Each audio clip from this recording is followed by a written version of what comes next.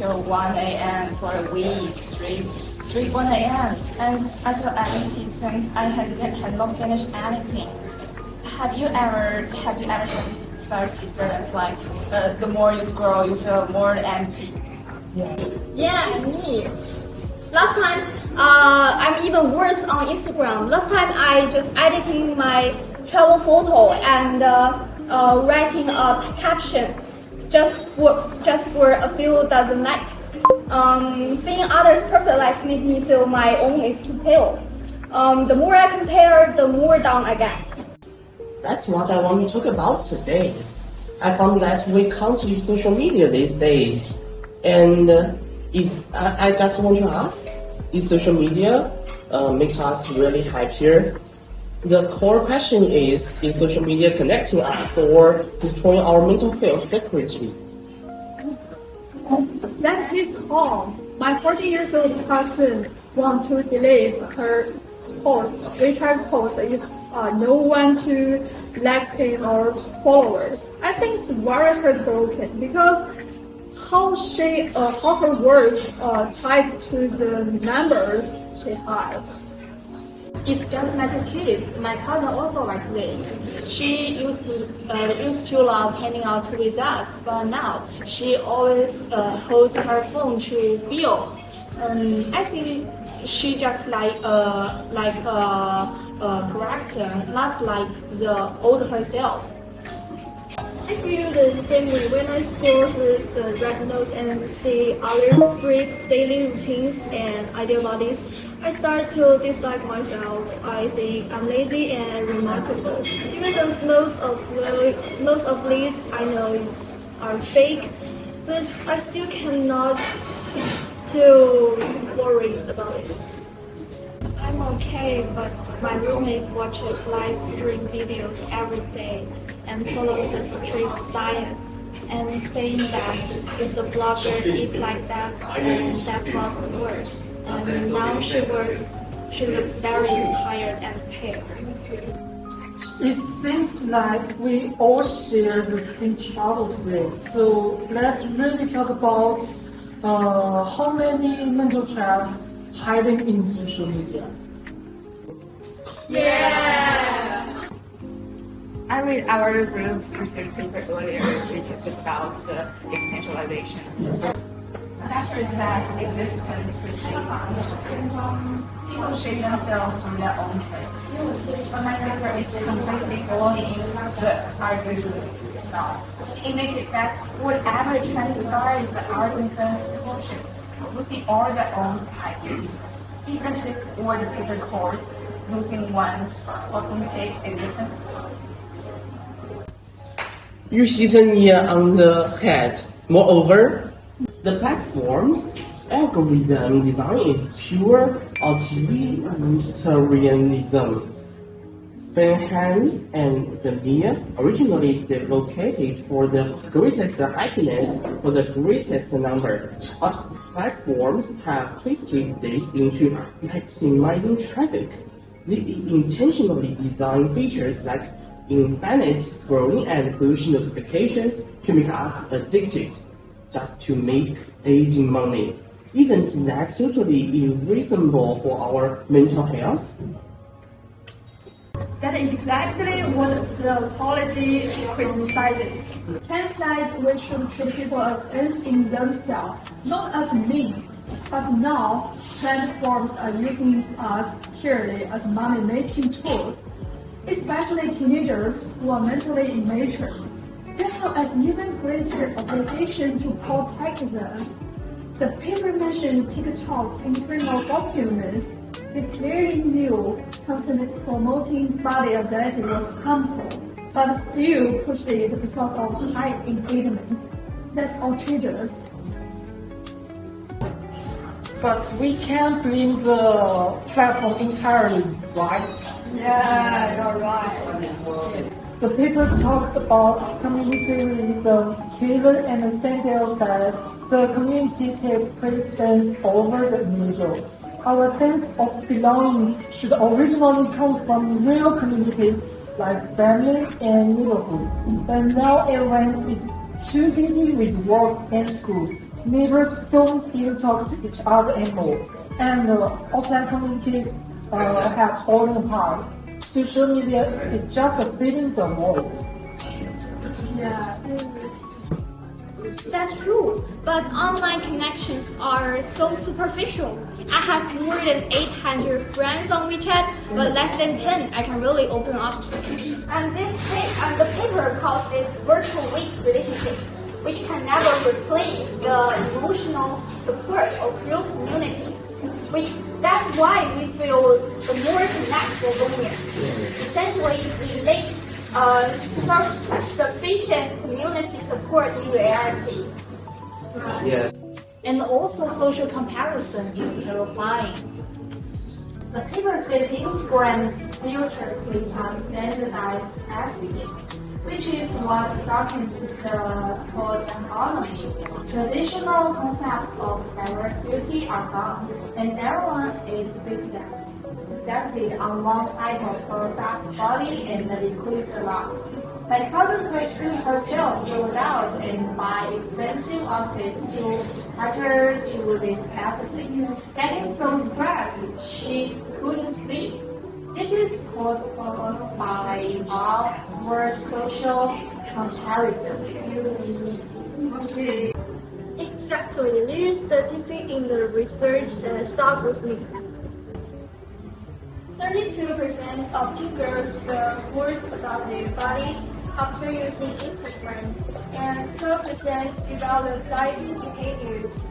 This isn't about not being good enough individually. It's a systemic problem caused by classroom design and social value orientations. Yeah, and my roommate is a victim. She followed a 300-calorie diet recommended by a blogger for half a month. And then she ended up in the hospital feeling dizzy and weak. And later, I read in the paper that a Cambridge University study platforms actively include such extreme content to underage users just for traffic, and that's completely ignoring user thoughts. Actually, the utilitarianism we talked about earlier can be put in plain terms, bringing the greatest good into the greater number of people. But social media platforms have completely distorted this. They only care about their own commercial interests, treating traffic as the sole goal, even if it sacrifices our mental health. This is what the paper calls utilitarian alienation, and which completely deviates from the original intention of utilitarianism. Then there's the ontology, whose core is absolute moral duty. Can't decide regardless of the consequence. It's the certain moral rules must be followed, such as do not harm others. As content distributors, platforms have an obligation to protect and foresee the harms of the algorithms, like setting up exclusive filtering modes for teenagers, then shall these safety plans to make money, failing to fulfill their moral duty. The core of existentialism is self-creation.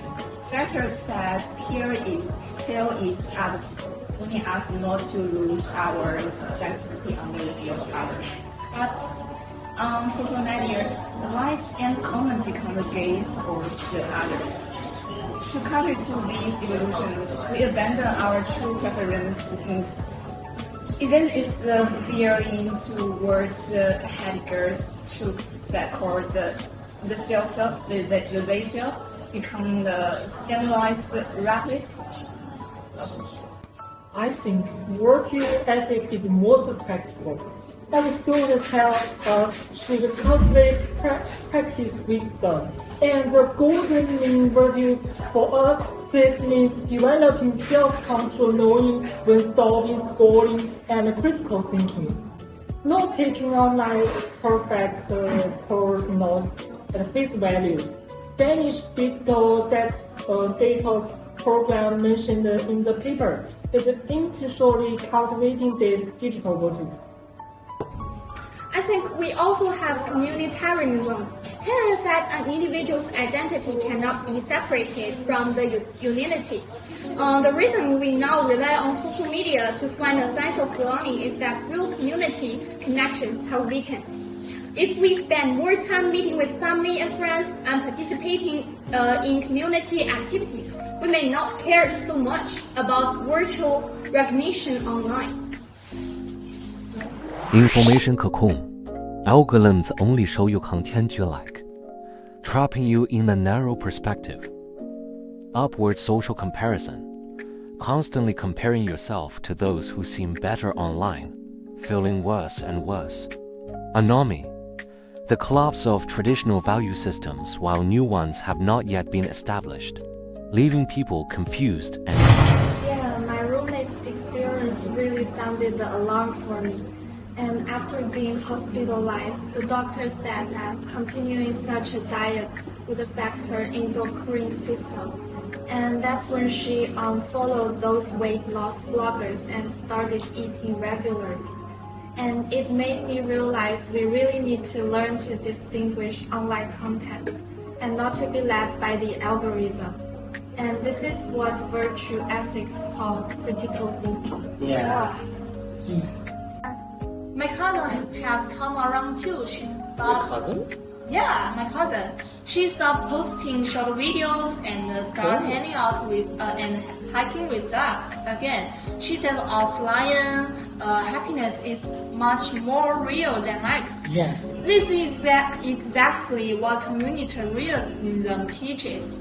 Real interpersonal connections are the source of belonging, and virtual traffic can never fill the void in our hearts. Yeah. Yeah. That's a point. The paper mentioned China's special action plan for comprehensively strengthening and improving the mental health of students in new era, which integrates life values education into the curriculum and fosters the core value of cherishing life.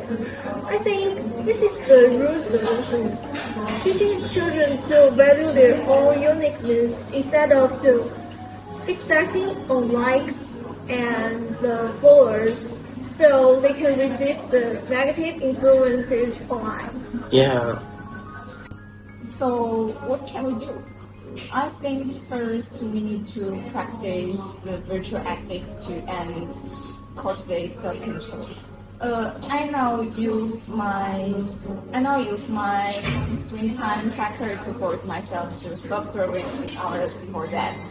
I also use the time I used to scrolling an hour, and I use them to read or talking to my families, and I felt much more peaceful now.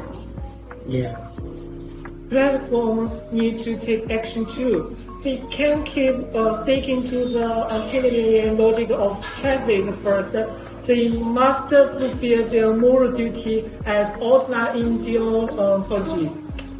The paper mentioned the method being issued by US. Attorney's Journal of Shelving on Teen Privacy Protection Plans. This serves as a warning of all platforms. Commercial interest cannot take precedence over user health. We can also actively promote authenticity. I don't edit my WeChat Moments photos much now, and occasionally share my lazy days. Surprisingly, I've received more sincere moments, breaking the prejudice of standardized aesthetics. It's also helping others reduce anxiety. Yeah, at the end of the day, social media itself isn't good or bad. It all depends on how we use it and how platforms design it. Existentialism tells us to be true to ourselves, and virtue ethics teaches us to cultivate healthy character. And communitarianism reminds us to cherish real connections. We shouldn't let algorithms define our worth. Yes. Exactly. True happiness never comes from followers or likes. The origin intention of utilitarianism is the prioritize happiness for the prioritized number. Both platforms and the way should return to this essence, making social media make a bridge connecting each other rather than a trap creating anxiety. Now let's make a pact. From now on, whenever we feel anxious from schooling or other things, we have shown in our group. Either we met up offline, or we team up for sports, whatever. Replacing virtual connections with real interactions and protecting our ethnic existence. Deal. Deal. Deal, yeah. Yeah, deal. So let's make the deal. Deal. Deal!